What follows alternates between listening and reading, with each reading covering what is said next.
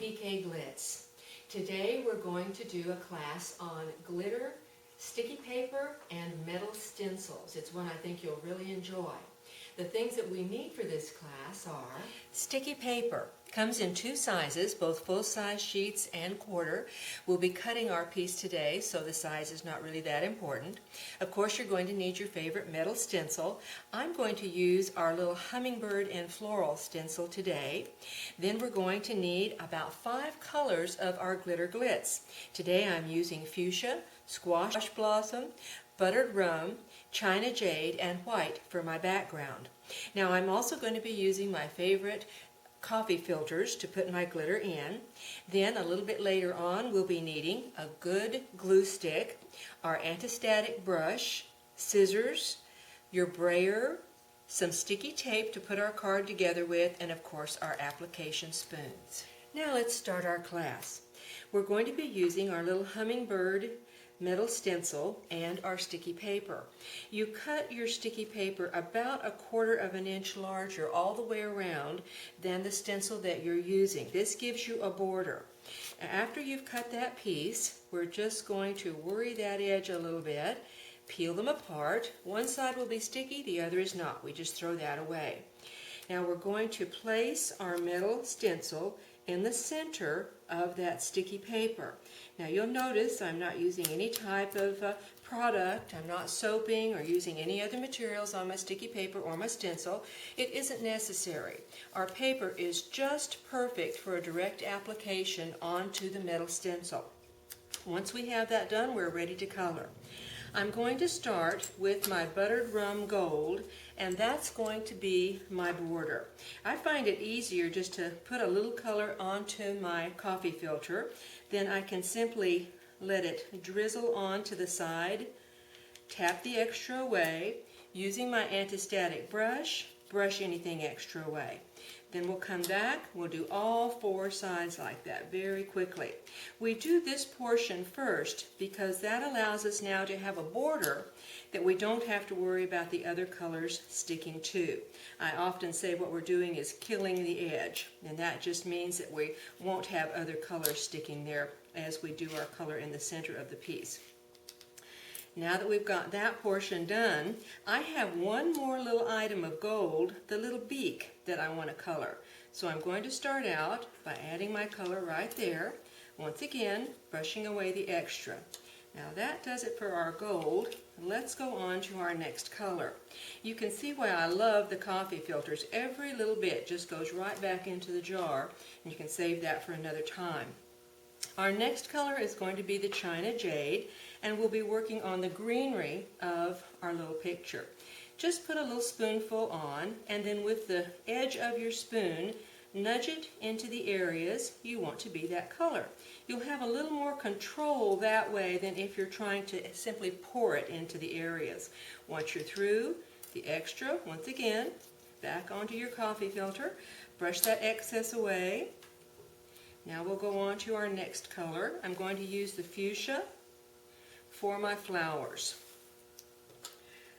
So taking another spoonful, we're going to put that in the floral area only. With our spoon edge, nudge it where we would like for it to be, let the excess fall away, and once again brush. Now we're going to continue right on. Oh, before we go on with that one, let me do one more fun thing. I'm going to take just a little bit of that fuchsia, and I'm going to give my hummingbird a little ruby colored throat there, just for fun. Now let's take that one, and our last color is going to be the squash blossom. So let's take a full spoon of that and go all over our little bird, just like so. Once again, extra goes into the coffee filter, brush that extra away, and now we're ready to remove the stencil from the sticky paper. Simply put the stencil side down, hold on to it very hard, and start rocking your picture. And I tell people to think of Arkansas, little rocks, just little rocks, back and forth, all the way to the end. And when you get right next to the end, slow down a tiny bit. That will keep it from popping and having your color get where you don't want it to be. Now, clean stencil, didn't need anything on that. Let's put that to the side. You will notice, however, that the background is still sticky. So, to take care of that, we're going to use our white pearl, and we're just going to drizzle the whole picture. Now, of course, only the areas that don't have glitter on them will attract the white pearl. So, and I don't want to get contamination on that, so I'm going to take another piece of paper to brush this onto. Brush away any excess, and there's our little picture ready to put onto our card. Now, taking this, and this is why we're going to use that glue stick that I spoke of earlier. Let me get another coffee filter here quickly. Simply take your picture, a good quality glue stick, and we're going to cover the entire back of the sticky paper. Now, sticky paper is designed to be very thin, so it cuts very, very easily in any of your die cut machines. We'll talk about that in another class. But because it is so thin, I find that it works much better when I'm putting it onto my cardstock to use the glue stick rather than using the tape. Even the tape will show through occasionally on your sticky paper. Also, this is a good time to get your brayer out because it allows a nice, good adhesion all over the piece. Now, let's do the final, and that's going to be attaching the piece with our sticky tape onto our card. Now, once that's done, we'll end up with a lovely little card, just like this one right here. But there are also several other ways that you can use this, and we're going to show you that in our gallery. Depending on the stencils you have, of course you can do some wonderful seasonal pieces. This cornucopia is great for the fall holidays.